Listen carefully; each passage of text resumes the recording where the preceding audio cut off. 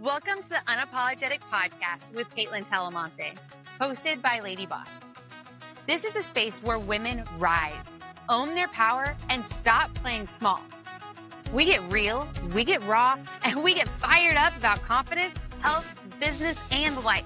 If you're ready to step into who God made you to be and unapologetically live your best life, then girl, you are in the right place. Let's do this.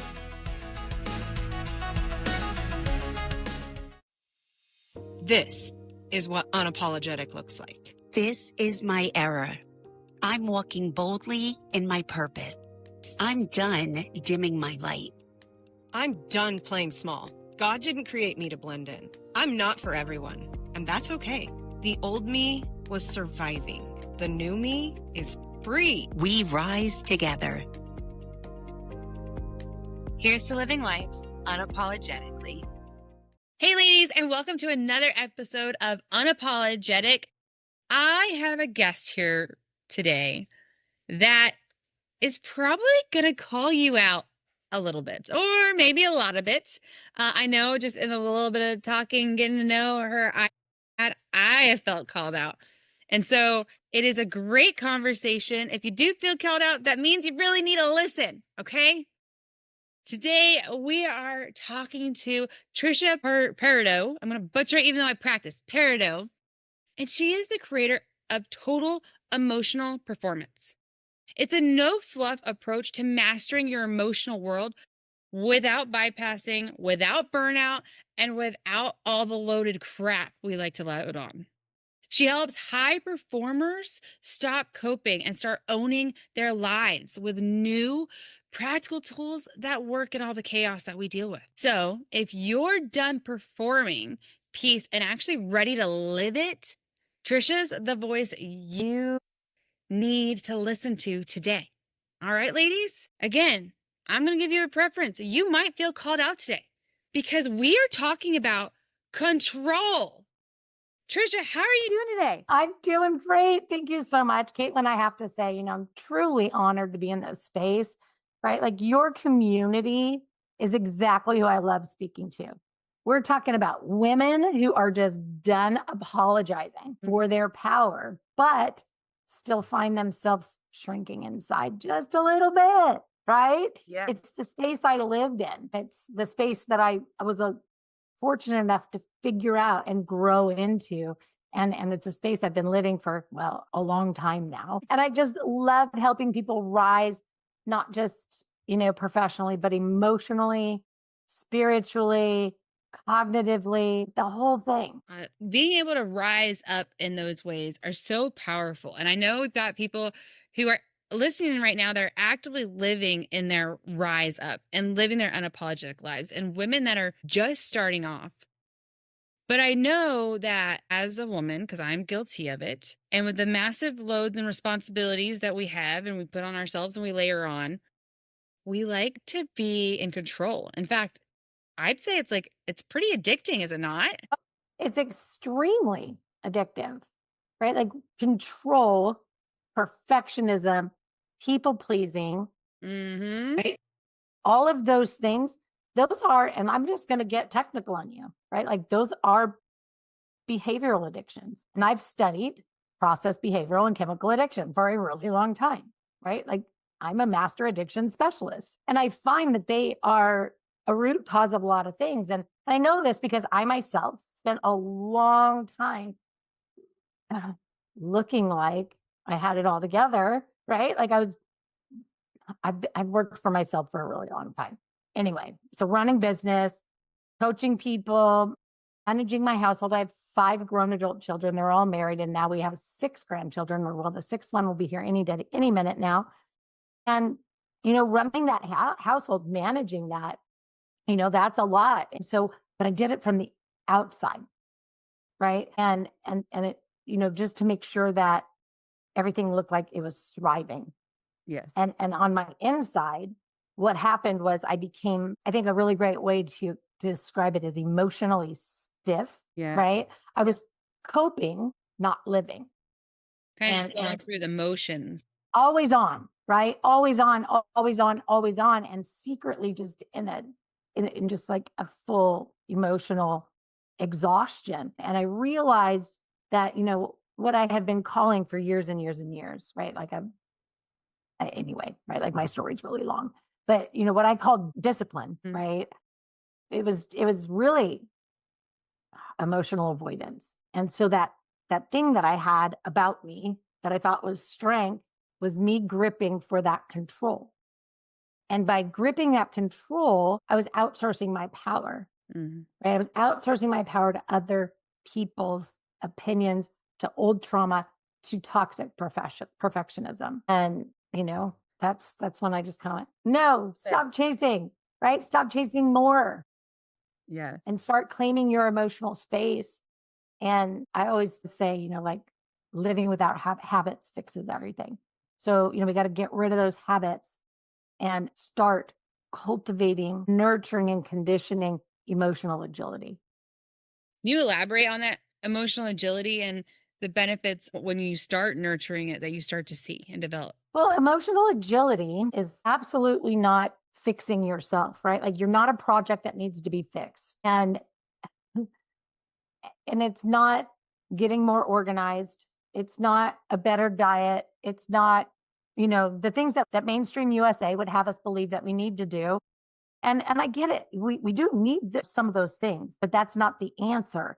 Right? Emotional agility is the ability to sit in and move through whatever life throws at you, right? Like that uncomfortable. And you need to be able to sit in it long enough to understand it, to sit in it long enough to process, to sit in and really experience what you're supposed to experience. So coping. So when people come to me and say, I need better coping skills, I'm like, you don't need coping skills at all. We want to throw the coping away, throw it out the door.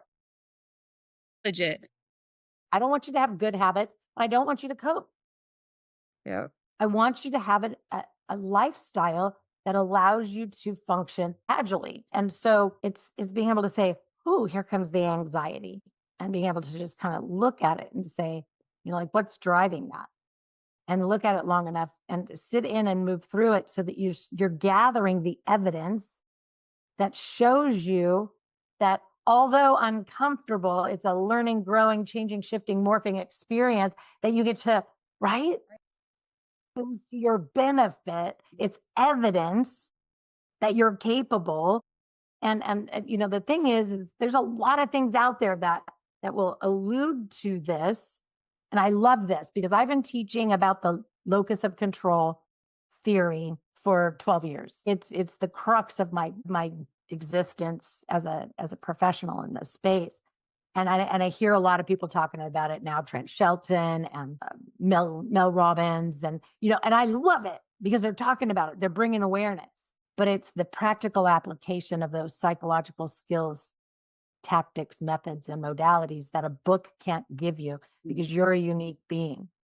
So when people say, "Oh, just tell me what to do," no, I can't do that, right? Like I can give you, right? Like we can look at the tactics, but you have to add, edit, delete, change, shift, morph them, make them your own so they serve you in your life.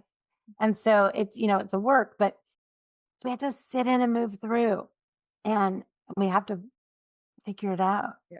So that we're not coping. So we're not just habitually going through the motions. Yes. Yeah.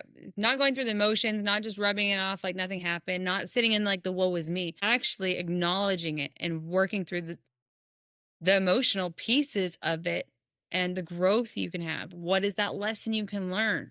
Right? If we sit in the woe is me, if we just brush it off, if we don't work through it, then it's something we shove in that box that's waiting to bottle up, is it not?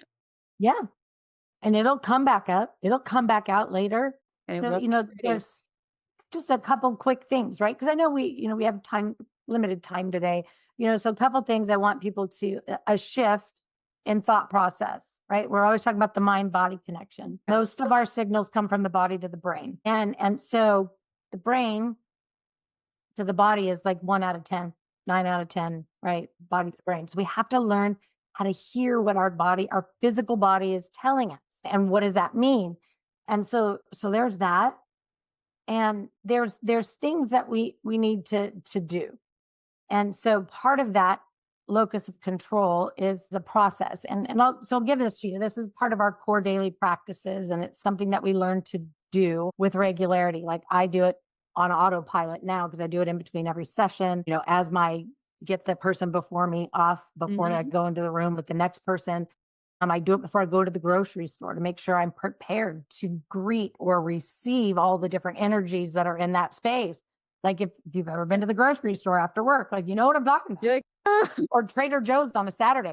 But, it's like that out. And so I always do this process. And so for me, it's automatic, but so we learn to cultivate it as a skill set and nurture it so that it becomes really strong. But it sounds like this, right? Core non-physical feeling check-in. Right here, right now, in this moment, I feel. Now, this might sound, and you can't say fine. Fine is the most ambiguous answer you could ever give. So please don't use that, right? It might sound like irritated, agitated, annoyed, frustrated, bothered, but it could also sound like elated, intrigued, inspired.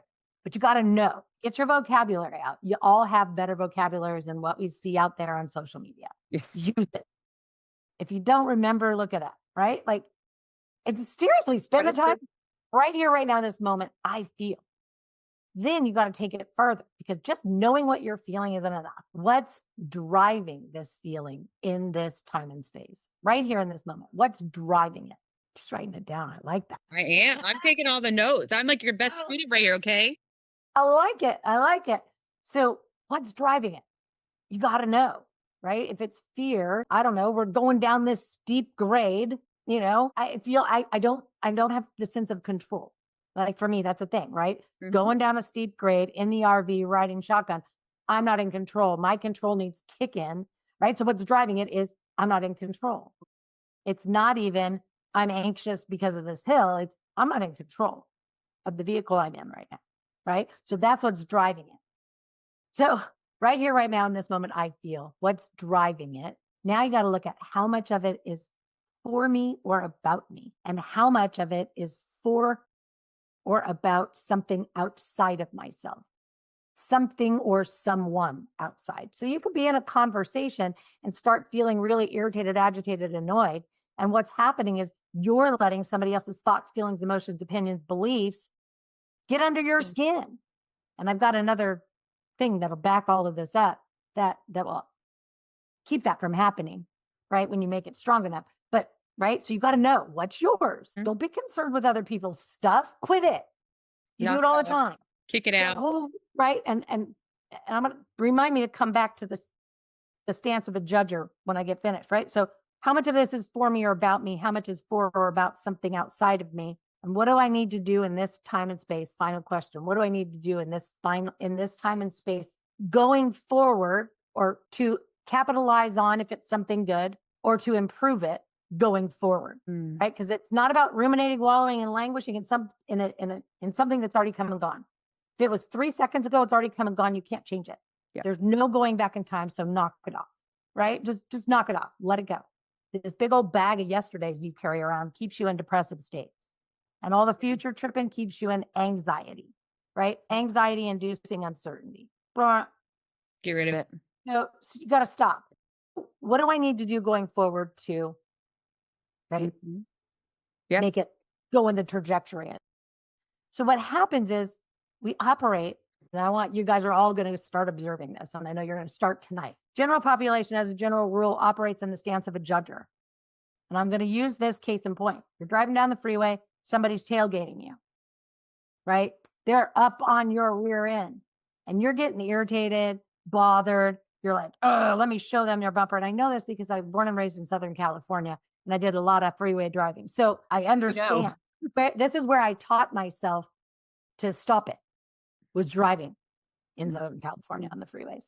So it was okay. This person is tailgating me. I don't know what's going on in their life, right? Like, I'm going to move over and let them go by. I'm going to give them some grace as they pass because I don't know, right? For all I know, their kid just got hit by a train and they're trying to get to the hospital, or they stayed out partying, they are hungover and they're running late. Whatever it is, it's none of my business. None yet. It's about them, nothing to do with me. I'm just in the way, right? Like, just move over. It's their life too, right? So, and the other one is, like, hey, if somebody turns left in front of you and you're cursing them, like, oh, right? Sure, you're startled, but guess what? You've done it before. Why are you judging?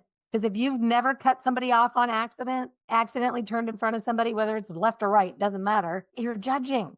So we need to get in the stance of a learner. Even though we may not have the opportunity to actually learn what's going on, we can learn about ourselves and why am I so quick to negatively judge other people in the world that I don't know? How would I feel on the receiving end of that? And so we get into the stance of a learner and start truly looking at, what's going on and what's happening. And there's other ways that we can do that. But so that locus of control, that external, you get pulled out into that. So it's not even just the relying on alcohol or Ben and Jerry's or Amazon shopping cart. It's also about how we let it penetrate our soul. So I always tell everybody that I work with to abandon everything they know about the word boundaries. The general population has created a very inappropriate, I don't know, poorly defined, representation of it. Because if you look it up, right, like for me in our work, right, boundaries are something completely different. What everybody thinks of as boundaries are limits and limitations. And if we look up the definitions of limits and limitations, it makes sense. But for us, it's a boundary system that consists of an external boundary, an internal boundary, a temporal, so the emotions, the energy, the time, and then a physical, which is your physical body, but also your environments. And anyway, it's an energy field and it becomes part of you and you get to leave out what's not for you. So when you're saying how much of this is for me, that's only the things you invite in. Everything else you can still see hanging on the wall like a picture. Examine it, take a look at it, but don't invite it in. Quit letting what's not yours get in. Quit trying to control the outcome. Quit trying to tell people, digging your heels in so hard to prove them wrong or to prove you're right. Yes. Right? My way. Anyway, so that's kind of what I mean about that emotional agility. And those are just a few approaches, a few tactics, but some real life situations of everyday living. Thank you so much for sharing this. I know that I'm actually going to recap it, make sure I have it right in my notes because I want this. I said, as I was listening, I was like, there's really two sides of it. Is one, there's that emotional agility that like we get to control how we show up and how much we let impact us, right? But then the flip side is that external perspective. So the stance of a judger, in other words. But like, if they say I was off over here on my computer lollygagging, my brain was other places instead of in our conversation with you, how would you feel? Mm-hmm. How would you feel? Honestly, because I've been at this for a long time, if that was the case, I'd say, you seem extremely distracted right now. Perhaps we should reschedule. And that's a very like, I'm an adult. You've been at this for a while. Great conversation. Don't take it on anymore. But one, some people take it on. Two, that's your response. And either way, that's not how I wanted to show up. That makes me feel crummy that I felt like, you weren't my priority right here, right now. And that stinks. So then I just layered on another layer of emotional trauma because I wasn't able to show up as the person I wanted to be. Yeah. Yeah. Whew. Ladies, let that sink in. Not like, I just disappointed the person I'm interacting with, the person, wherever that moment is, whether it's crazy Trader Joe's on a Saturday, that is, whoo, or traffic, or your kid's teacher, or your boss, or your friend. Or your kid. Or your kid. I can't tell you how many times I have snapped at my child and caught myself and been like, oh, where did that come from? I need to check in because they don't deserve that. I don't deserve the guilt that comes along with it. We have to lead by that example. So when they're like, mom, mom, mom, mom, mom, they're excited. We have to lead by the example that allows them to learn what emotion regulation and distress tolerance looks like, but also, right, like how to appropriately ask somebody for their time and attention. So when they're, wow, honey, I want to be able to give you my full attention. Can you give me 5 minutes while I wrap this up? When my kids got older, it was like, hey, are you on fire? Right? Like if this needs my immediate attention, just say so, right? Like I want to be there for you. But if it's not, can I finish, this thing, right? And they, 9.5 times out of 10, they'd say, oh yeah, absolutely. But I'd say like, I want to give you my attention. Yep. So that's a funny example because I actually lost my house in 2014 and to a fire. And I called my dad. He said, hey, hon, I'm with a client right now. Can I talk to you later? I was like, no. I said, sure. My house is burning down, but sure. It was that one moment, that 1% of something's actually like no, actually, I need you right now. And that's when you go, Okay. Good. Yep. But if you don't communicate Keep and it. you just get annoyed or you keep going and you're like, Or you shut I'll down. just do this. But you're not connected. You're not actively listening. You're not being a fertile listener. Yep. Yeah. So, all right, those steps. Before you go into any situation, you've stepped out of one situation, you're moving into the next. So, we're going to wrap up this podcast and I got to go run across town like a crazy person. You can already see my emotional showing right there. Okay. Cause I'm looking at it like it's going to be stressful, right? Okay. So I need to identify what am I feeling? So obviously stressed out about having to run my child across town. You're feeling hurried. Hurried. Adding that one word, that one feeling, take out the dictionary. What's driving it? Well, I don't want my child to be late. I'm stressed out about him being late. What's driving But- it? I didn't manage my time effectively. Didn't manage my time effectively because if we know we got to be somewhere that takes 20 minutes, we shouldn't still be sitting on our computer. Yep. Nope, we shouldn't. So I love that, the I. And then how much of it is about me? And so I can blame it on the fact that, I don't want my child to miss out, or I don't want to interrupt the other person's time.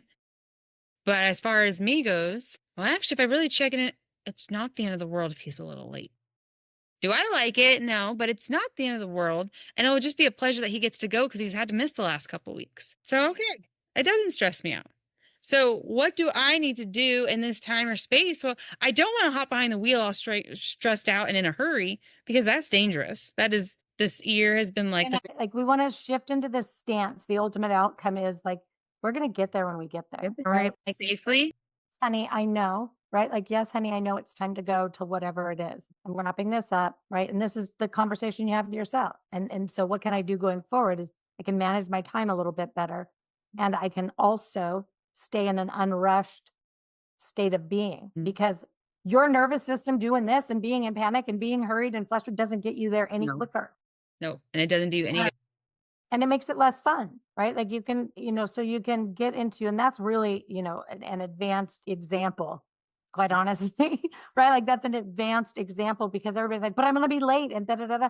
Well, there's nothing you can do about it. Because that falls to that time is already come and gone. You can't take it back. You can't do it over. So are you going to allow it to give you anxiety? Are you going to allow it to stress you out? It's already happened. Like you said, already in the past. It's a choice.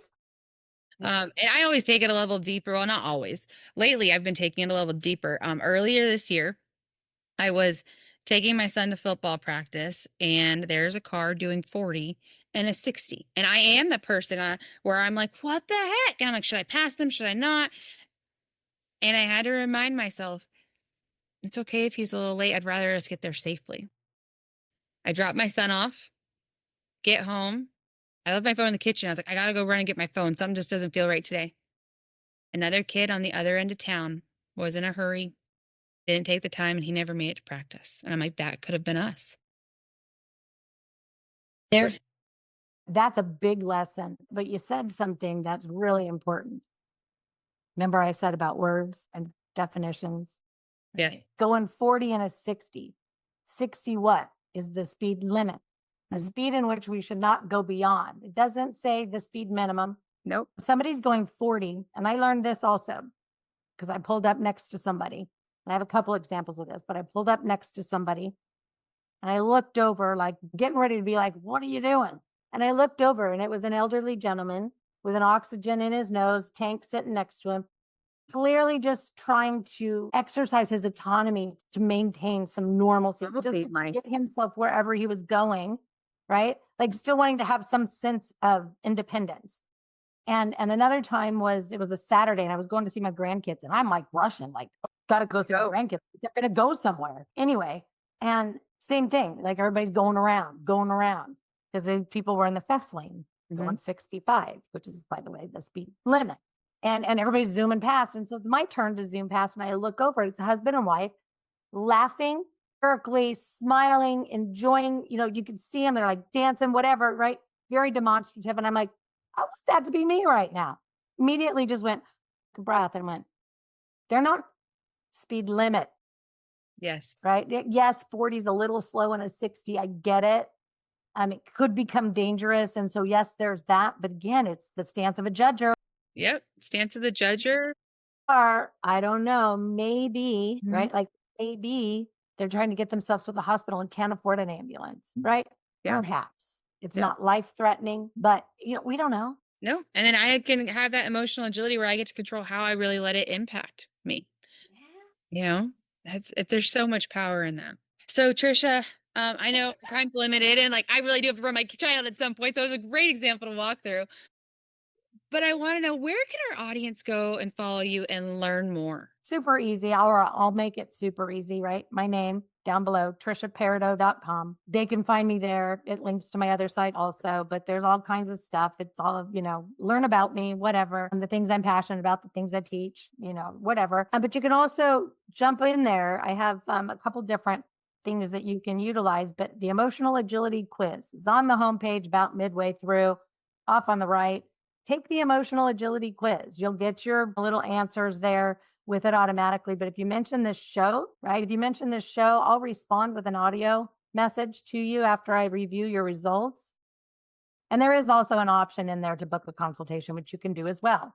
So you can have all of that, but it's a great place to just kind of assess where you are. There's also a coping audit and a habit audit that are great tools also. Amazing. We will definitely link all of those in the notes. And ladies, did you not hear, like, if you complete the emotional agility quiz, like, you're going to get a voice memo that's like talks about your quiz. Like, what? So amazing. So go do that after this podcast because like now it's in the show notes. Now you go do it now. So in like 30 seconds when it's wrapped up, go take the quiz now. Okay. Yeah, do it. Thank you so much for diving in. I want to say, like, I feel like where I was seeing this show going to where it ended up are like completely two opposite things. And I love it. Like that, this is what I love about one being an unapologetic woman, but this podcast, because what you dove in today rips off that band-aid of the emotional control we feel like we always have to have and the funk that we keep ourselves in because the stress that happened 30 seconds ago or a week ago or whatever else. And that prevents us from living our best lives, for living with grace, for living with joy, for making the world a better place. And so thank you so much for this conversation and helping us own our emotional agility. Definitely my pleasure. I always figure, if I could give versus just talk about how I got here, you learning how I got here doesn't serve you. It just tells you about me. Like if you want to know my backstory, my traumas, my la, right? That started at age 4 and ran till about 43. So if you got time to park it and pack lunch, cool, we'll have the conversation. Otherwise, bringing value and giving to others is, just really, That's what brings you joy. And really something that I think is missed for women so often is a lot of times we hide ourselves and we keep to ourselves and we keep our circle small. And there's this myth out there that women can't have other women friends. And really we can be each other's biggest cheerleaders and support each other because you're not alone in your trauma and the things you've gone through in your life experiences. You don't have to get out there and learn the latest sales tactic, right? You can just show up and lean into your purpose, share value. The more you give, the more you receive. Like, honestly, it's so much that is just missing from the world. There's too much chasing. Chasing something out there. And I'm not saying don't have goals and aspirations by any stretch of the means, but got to be intentional with it. And, everyone's human. Yeah.